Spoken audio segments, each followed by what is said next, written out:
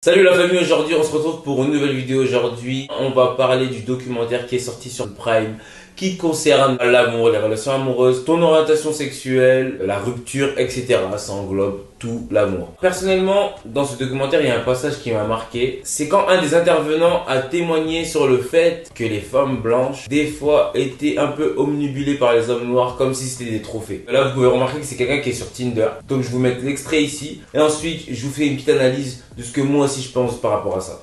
C'est parti. Et puis après, il y a des filles, femmes blanches, qui vont être pro-black. Et moi, ce qui va me déranger, c'est, je sais pas, ça va être un cliché par exemple. Oui, on est costaud, on est fort, on est brut, on ken bien, on a des longs sexes. Là, clairement, dans ce passage, il nous explique que sur Tinder, il y a largement plus de femmes blanches que de femmes noires. Déjà, moi, j'ai jamais été sur Tinder. Mais d'après les échos de mes amis, c'est vrai. Et que c'est vrai par rapport à ces exemples, quand une femme blanche est avec un Renoir ou va fréquenter un homme noir, elle est en mode ouais, c'est le trophée, elle est vraiment omnibulée par sa couleur de peau, ses origines, sa culture. Après, d'un côté, on peut pas dire que c'est une mauvaise chose, comme c'est une bonne chose. Mais c'est vrai que cette image d'avoir son trophée, son noir à la maison, c'est un peu péjoratif quand même. Et ça peut nous freiner, nous les hommes noirs, par rapport à ça. En ce qui concerne le reportage, il y a pas mal de passages que je me suis reconnu, notamment les ruptures. Les ruptures, là je parle de ma vie, là, on est complètement dedans. Hein.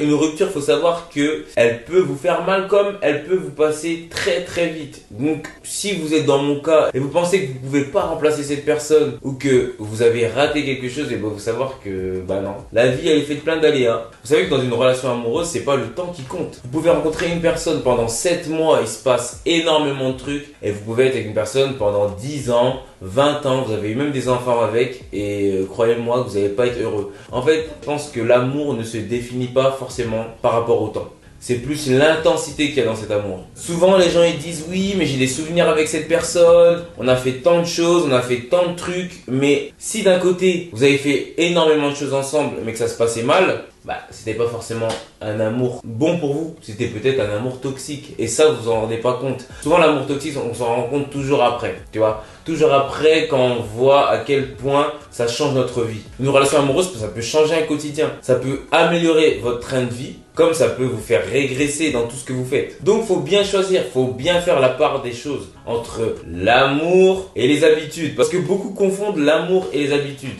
Est-ce que tu es habitué d'être avec une personne ou tu es vraiment amoureux d'elle? Et là, tu cogites. Bon, je vous apprends pas grand chose, je pense. Mais je pense qu'il faut savoir faire la différence entre ces deux choses-là. Surtout à un certain âge, et il faut pas être pressé. Il faut savoir que quand on sort d'une relation, il faut pas courir directement après une personne derrière. Prenez du temps pour vous, c'est super important. Il faut savoir s'aimer soi-même avant d'aimer une personne. Si tu essaies d'aimer une personne plus que toi tu t'aimes, tu vas t'oublier. Et s'oublier soi-même, c'est très grave. Ça peut être l'hygiène, les pensées, les ondes positives, négatives. Ça, c'est juste des petits conseils de vieux. De vieux, ça va, j'ai 26 ans. 26 ans célibataire, c'est un peu dur. Dur, ouais, ça va, je vais pas finir avec un chat, quoi.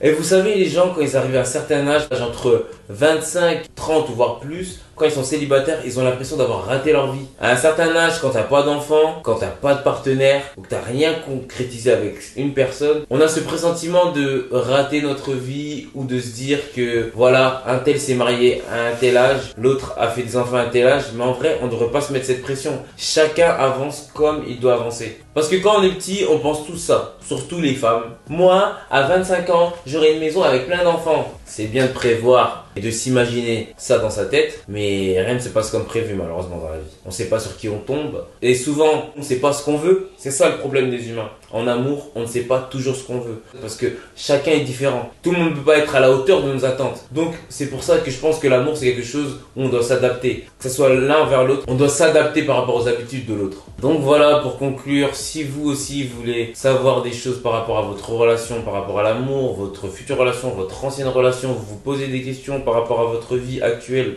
en amour, je vous conseille ce documentaire. Il est super intéressant, super attractif et il est super enrichissant. Donc vous pouvez le retrouver sur Prime. J'espère que vous avez kiffé cette vidéo. Ça a été une petite réaction par rapport à ce documentaire qui m'a beaucoup touché et j'ai kiffé partager avec vous ce moment. Donc on se dit à la prochaine. Ciao la famille!